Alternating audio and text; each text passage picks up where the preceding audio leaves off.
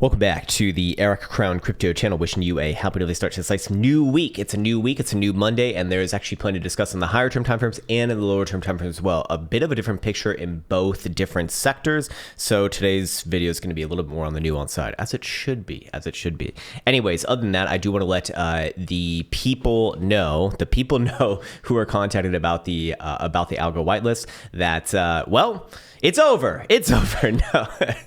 No, what I mean to say is that if you have been waiting, we're going to be calling up a few new people. So keep an eye out for an email because it very well might be you. All right, sweet. So other than that, I think it's time for us to just jump on in and start off right over here with the weekly time frame, and then we'll work our way a little bit lower. So on the weekly time frame, Bitcoin did close above the mean band on spot price action for the weekly time frame, similar to how we saw CME as well. So yes, once again, a bit of a formality, but good to see confirmation on both ends here. And of course, why is this relevant? What does this mean? Well, essentially, anytime that we have seen Bitcoin on the weekly or 5-day time frame, for that matter, close above the mean band on the Gaussian channel, which is this guy right here, or gal, who the fuck knows, then it has initiated typically a free ride to the top end of the Gaussian channel, which is now about $32,000 over the course of the next few weeks, or sorry, maybe not next few weeks, but next few weeks to like month and a half, something like that.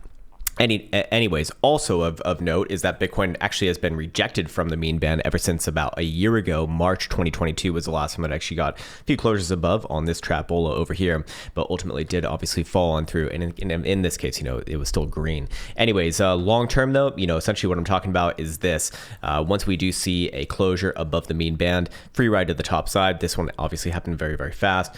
Similar thing over here. Actually, this one also very fast as well, to be fair.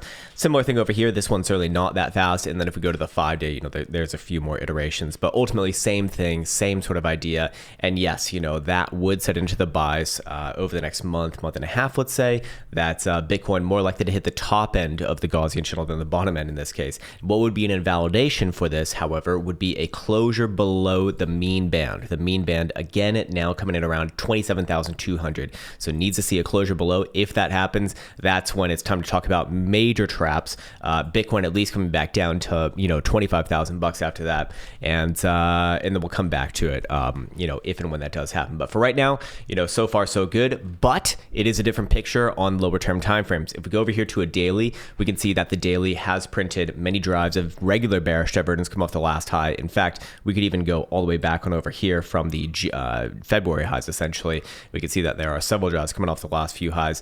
So lower term timeframes relative to the weekly do look like they want to have a bit of a pullback. On top of that, daily Jewel looks like it could very easily get a downside signal here, but obviously that's going to be, I guess that would be earliest confirmed maybe tomorrow, or I guess tonight actually on closure, but for right now it's certainly a possibility. And this is all coming in a very low volatility environment, so Bitcoin is kind of winding up for a quick move here, if you will. Moving on to stochastic momentum, we can see that the daily is also going to be showing downside momentum as long as Bitcoin is closing below 28,450. 12-hour time frame also about to freshly cross down and even reject the bullish control zone if it does, if we do see the next period close below 28,680. 6-hour time frame already down and will be showing downside pressure below 28,700 basically.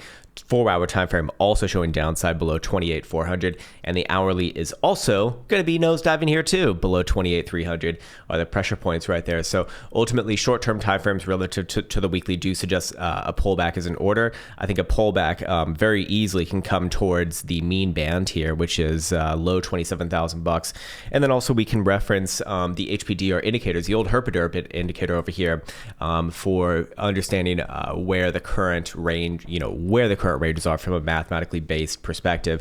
And of course, the top end, coming in right around about $29,000, and the bottom end coming in right around about 26,700. So, in the short term, does Bitcoin make a run somewhere between like 27 to 26.6? Perhaps yes, but we just don't want to see weekly closures below that region, as that would start to call into question the Gaussian channel setup long term, which does still suggest that Bitcoin is more likely to try to the upside probably later this month of April. well. But right now in the short term, yeah, it does look like downside's a little bit more likely. But here's the thing: on the other side, if we go even to the to the hourly, 2 hour, 3 hour time frame, we can see on the HPDR indicator that it is going to start to set up for likely a mean reversion bounce. Not yet, but it's getting pretty damn close. As you can see, we're getting some closures on a 3 hour time frame below the bottom side of the 50% of historic returns range lows right here. And of course, then we need to see volatility start to contract, which right now it's like literally in the infantile process of expanding. But you can see that maybe if Bitcoin comes down to like, let's say 27, give or take a few bucks from that number, at that point, you might see one of these setups emerge. And at that point, you might see somewhere around like a 3 to 4% bounce from that reach. Now, this is like, I'm getting way ahead of myself here, obviously, because it's not happened, but you can sometimes see these happen like intraday. And of course, you do have the HPDR indicator, then you can follow along and you can see, and it would just be something to look out for. Maybe it comes into fruition like around the daily close day or like early tomorrow morning on Tuesday is when that might start to happen, if it is going to be happening. So keep an eye out for that. But until then, yeah, short-term pressure down, very, very low-term timeframes. Obviously, they're going to ebb and flow and bounce around. But ultimately, it does look like Bitcoin wants to open up this week and try a little bit of downside. And then the real question is, does Bitcoin hold the major pivots or not? Could also have a major early warning signal if Bitcoin were to close the daily below the range lows here at about 26,600 or so. If you see something like that, that would be very, very, that would also call into question the weekly setup as well, and very likely initiate a move back down somewhere around about 25,000 bucks. But until then, ranging in this region right here, obviously still favors the boo laws long term, but short term, yeah, probably coming down a little bit. Anyways, we are 6 minutes into this video, a little bit on the faster side, which is, I guess, good. I mean, there's no reason to make it longer than it needs to be. Obviously, we can go over like a million different things, which may, can be fun, I suppose, but I don't think that that's super necessary today. What I probably should take a moment to talk about is, of course, that you can get the Jewel Light for free for the first month, or the first 30 days, I should say, the first period, yeah, about 30 days.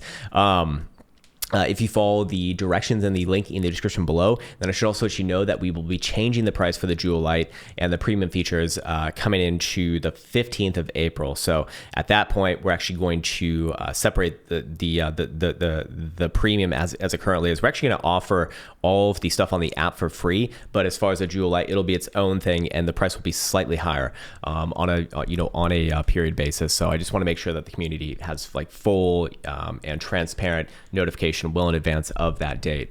What else? I think that's basically it. Yeah, I think that's basically it.